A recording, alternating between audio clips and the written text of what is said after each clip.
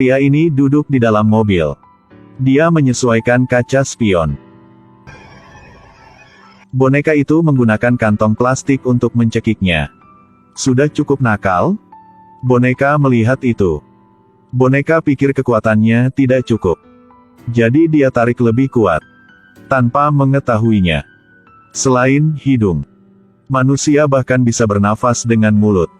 Melihat rencananya gagal, boneka itu buru-buru kabur. Bajingan kamu. Jadi boneka itu memeluk kucing.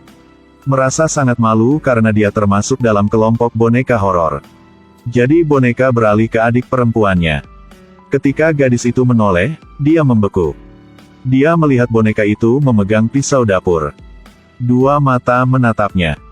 Tepat setelah itu, boneka bergegas ke arahnya. Tapi akhirnya, kemudian gadis itu menendangnya ke samping. Boneka itu merasa bingung. Apa ini? Dia gagal menyakiti orang dan hampir melukai dirinya sendiri. Di sini, sahabatnya sedang mandi. Ditanya apa yang terjadi. Bonekanya puas, jadi masih ada orang di rumah. Jadi dia membawa pemanggang roti. Dia ingin gadis itu tersengat listrik sampai mati. Ah! Tolong! Dua orang dengan empat mata saling memandang. Boneka itu mulai sedih. Dia melihat pada gadis itu. Kemudian lihat ke dalam air. Ya ampun. Ternyata dia lupa mencolokkannya. Situasi tidak baik. Boneka itu buru-buru kabur. 3 kali aksi gagal. Buat dia marah dan membenturkan kepalanya ke dinding. Ternyata tadi malam, 3 dari mereka telah pindah ke rumah ini. Mereka secara tidak sengaja menemukan peti kayu di loteng rumah.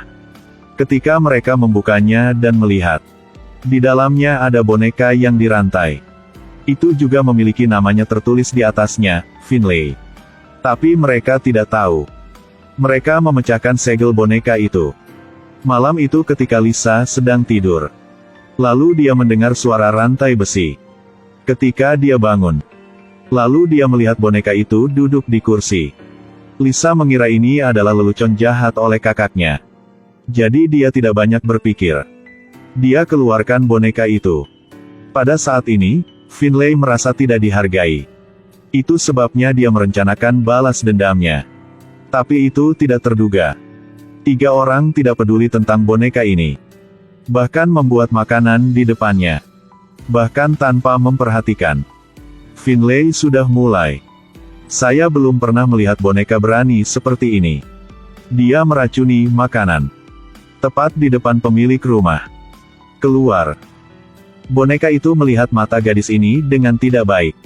Jadi ketika dia memalingkan wajahnya, dia terus memasukkan racun. Keluar. Boneka ini ingin meracuni kita lagi.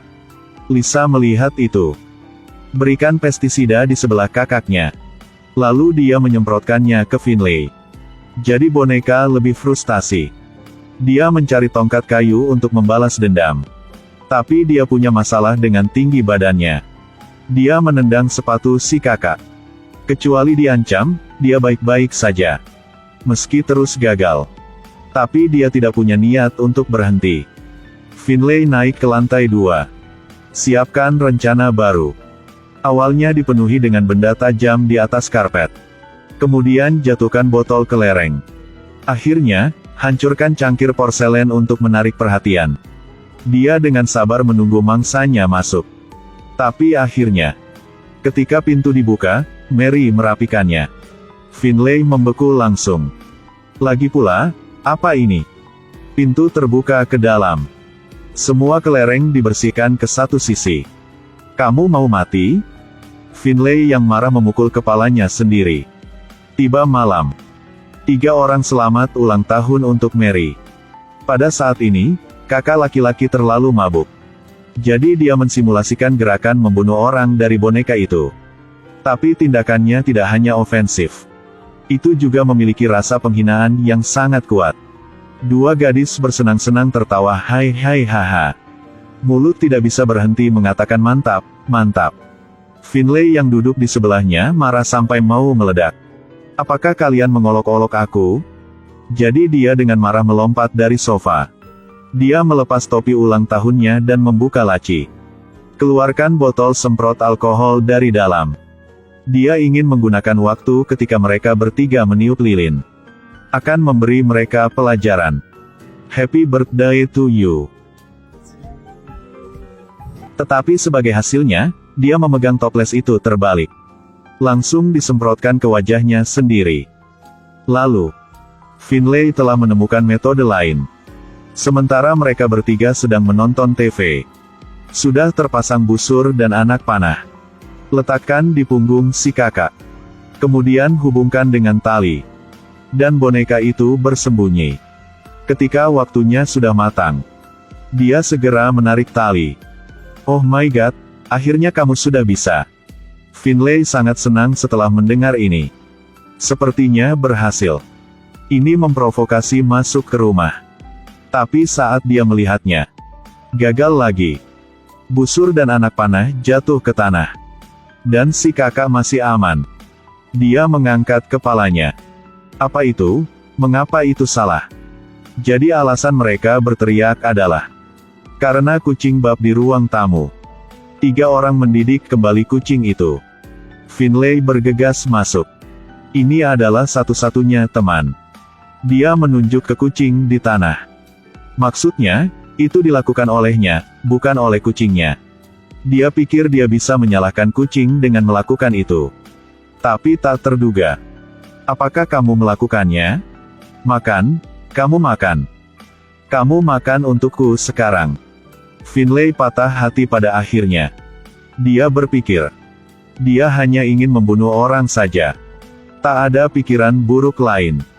Kalian berani memaksaku makan kotoran kucing. Kemaluan seperti ini. Jika Annabelle tahu, lalu bagaimana dia bisa menikah? Jadi dia memutuskan untuk kembali ke peti kayunya. Tapi sebelum dia pergi, dia tidak lupa mengucapkan selamat tinggal pada anak kucing itu. Malam itu, Finlay meneteskan air mata penghinaan. Awalnya dia tidak mau keluar lagi. Tapi itu tidak terduga. Tiba-tiba ada 2 pencuri di rumah. Mereka mengalahkan si kakak terlebih dahulu. Kemudian kendalikan Mary dan Lisa. Saat mereka merajalela di rumah, boneka Finlay mendengar suara. Itu buru-buru berlari ke bawah. Apakah dia akan menyelamatkan orang? Tentu saja tidak, dia hanya datang untuk melihat permainan yang bagus. Tapi ketika pencuri akan membunuh kucing, kemudian Finlay tidak diam lagi. Karena itu kucing yang paling dia suka. Jadi Finlay memutuskan untuk mengambil tindakan. Itu menggunakan teknik yang gagal sebelumnya. Gunakan semua untuk kali ini. Gunakan kelereng untuk membuat pencuri jatuh. Tutupi wajah mereka dengan kantong plastik. Ambil pegangan panah. Semprotkan api alkohol. Terakhir, colokkan catu daya. Buat kedua pencuri itu menyerah. Karena menyelamatkan 3 pemilik rumah. Jadi Finlay menjadi pahlawannya.